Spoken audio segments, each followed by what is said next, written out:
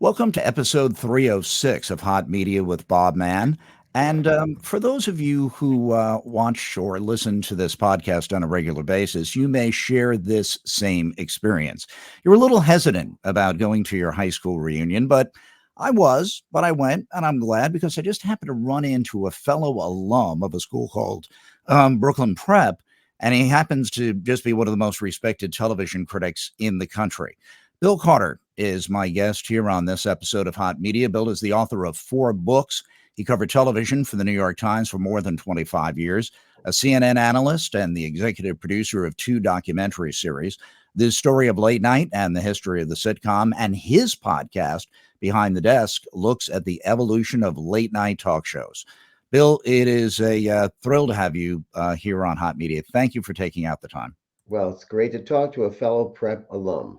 So, Yeah, but most people never understand the whole dynamic of a school that closed nearly half a century ago. They can yeah, pack the gym of a rival high school and end up having just a very, very vibrant alumni. It's yeah, interesting what goes on there. Let's just talk a little bit, though, about your podcast. It's sure. always interesting to see other people who have gone into this bizarre new medium. And you tend to get a pretty good list of guests based on your track record. So, talk a little bit about the 7 episodes that are out there right now, pretty much on every platform of Behind the Desk. Well, basically, we were doing the CNN documentary series, The Story of Late Night, covering sort of the history of the whole late night genre in America.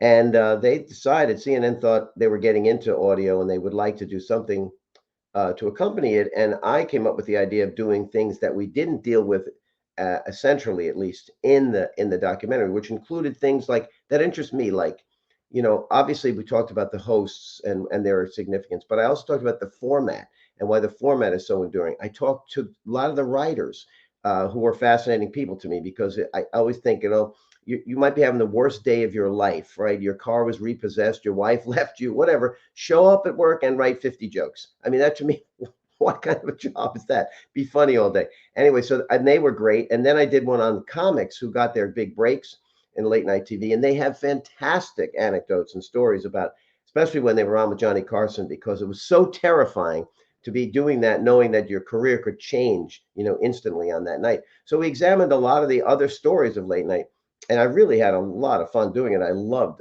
the medium of the podcast. What's interesting is an article which you wrote for CNN Business, an opinion piece in which you explained that late night hosts weren't always political. Now, there were always the politician jokes, but you Yes, referred to Carson and Leno as equal opportunity political jokesters, and they were usually about Gerald Ford falling and hitting his head, something along right. those lines. Yes. What turned it that late night hosts became very political and why? Well, the simple answer is Donald Trump. I mean, basically, he so blew up the regular system of politics where you could have positions, but you were basically pursuing, some sort of normal process in politics, and he blew that to pieces. He made the hosts basically you were incapable of talking about anything else because every night he would do something so crazy like telling someone to drink bleach or drawing a map of a hurricane or whatever, that a comedian could not avoid it. He couldn't avoid it.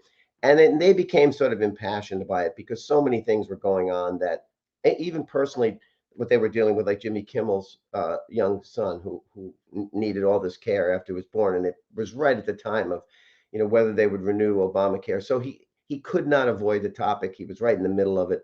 And I just think they felt like, it's probably not the best idea to build an audience, a wide audience, because you're alienating Trump viewers, but they felt like they had to do it. And also, I really think that it worked comedically for them. The target was just too rich. And everything is so narrowcast now because there are so many channels, and you can actually watch all 3 of the late night shows if you really want to because of DVRs and YouTube and all of the rest. They Yes. don't have to be something for everybody. But beyond the late night genre, let's talk a little bit about sitcoms because as executive producer of a series which I watched, of course, it could always be interrupted by bulletins. That's the problem when you have a documentary on CNN, Yeah. breaking news. But you said in a companion piece that you wrote that if somebody asked what defines the sitcom genre, and I teach a course about TV show genres, the answer is who knows? So, how can this be one thing after all of these years, 70 plus years, and even going back into radio? Radio. And yet we kind of think we know what it is, but Yeah. who knows?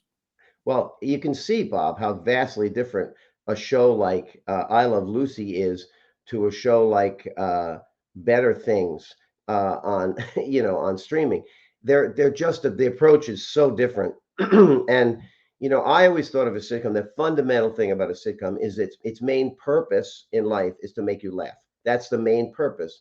As I would define a sitcom, but it isn't the main purpose of a lot of these shows. A lot of these shows are much more like little films now that have comedic elements, and you might laugh some, you might not laugh some. It's not really the thrust of the show to deliver jokes. It's something else entirely. I mean, a show like Barry on HBO, which is definitely listed as a comedy and has some very funny things in it, there is unbelievably graphic violence in it as well, which you would not have seen that in Who's the Boss. It's just not the same. It's just not the same thing.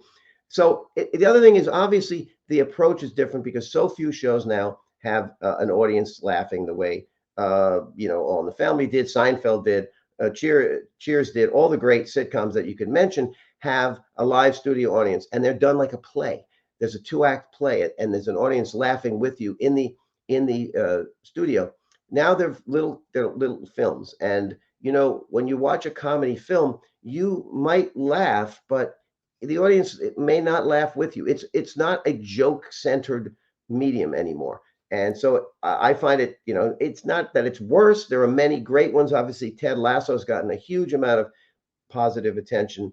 But it's not the same as watching the reruns of Seinfeld, which I've started to do because I moved to Netflix and I thought I could watch them from the beginning, which I've been doing, and it's very interesting. But you're laughing out loud a lot in that show, a lot, and that is not the case with most sitcoms today.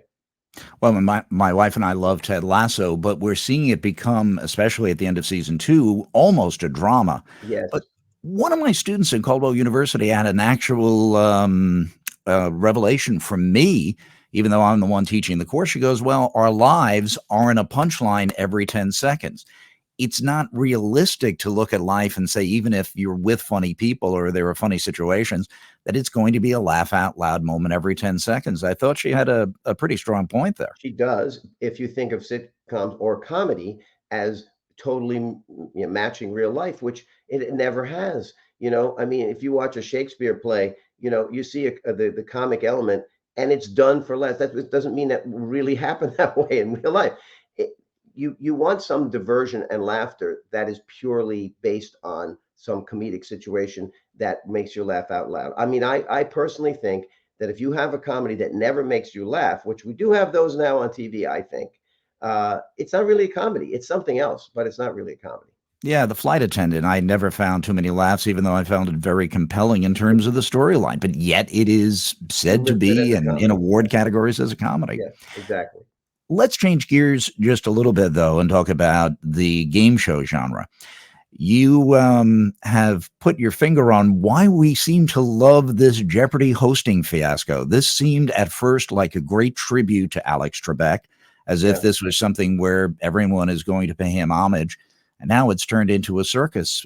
What is the reason behind it, and why are we so fascinated by it? Well, the reason behind it seems to me to be incredibly bad decisions by executives. I mean, and not understanding what they had in Alex Trebek because, Alex Trebek may be the unique. You may not be able to find anybody close to that, but he was able to convey, both authority and intelligence and fairness extremely easily. He could do it very, very easily. And they came up with this crazy formula for a host off or whatever, whatever they were doing.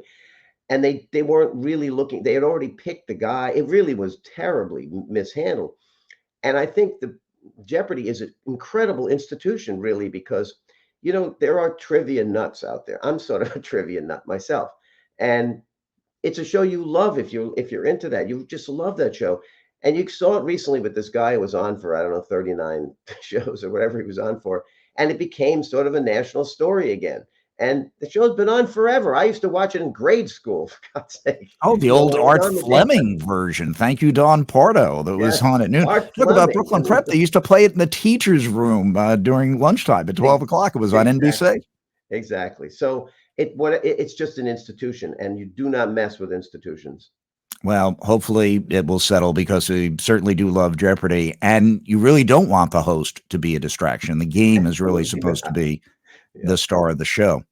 In the time we have left, I mentioned that you're the author of 4 books, one of which I make constant reference to in one of my courses at Caldwell University, and that is Desperate Networks. Now, it's set in 2007. So much has changed. We didn't even know what streaming was. I didn't know you could watch a movie on the internet, even though I had invested in AOL Time Warner, but that's a Oh. total other disaster.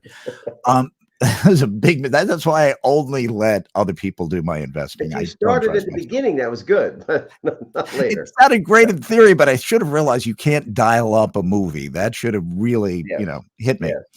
But as you look at those networks delving into the reality genre. You talked about Mark Burnett and how he came from, being a special ops soldier to being a nanny and a Yes. driver to being the creator of the reality TV genre.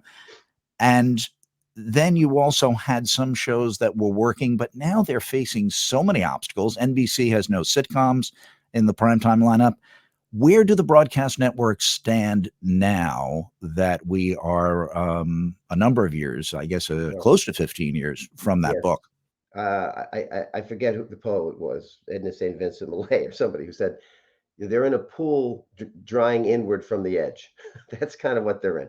And there's nowhere for them to go. They're completely stuck, and you can see why, because the audience through streaming has been trained not to watch commercials anymore. That's just it. I don't know how you feel, but when I see one now, I'm like, I can't tolerate it. It's just you just don't want to be distracted that way in the middle of a show, middle of especially if it's a good show. And the networks aren't doing particularly great shows now, but if they did have one that was really good, you'd be more and more annoyed by that, I think. That's one thing. So young people don't watch it at all. They don't need to watch broadcast at all. So you're left with this, formula where the only thing that can really work is sports, because if the sports event is live and what are you going to do with the commercials? Are they going to tape the game and watch it later? And some news.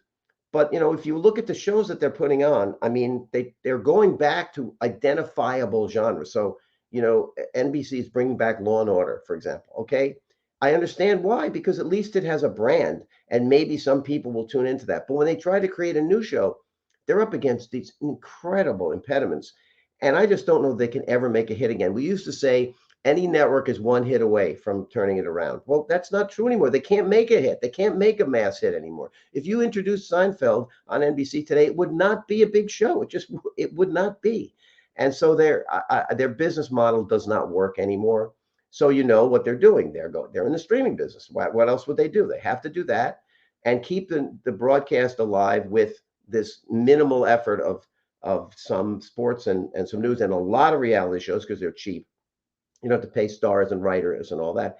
And that's what they're going to try to do for as long as they can keep that flame going. But eventually, I just don't think people are going to watch TV that way. You don't even see the turning to the networks as much on things like election night and stuff. People who watch CNN all year are going to watch CNN election night. They're not going to turn in all of a sudden turn in CBS And a certain group of people will watch Fox News for just habitually the round the exact clock. same reason.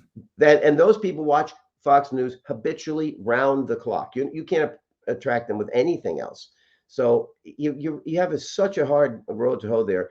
And I think it's unfortunate because how many streaming services can you pay for realistically?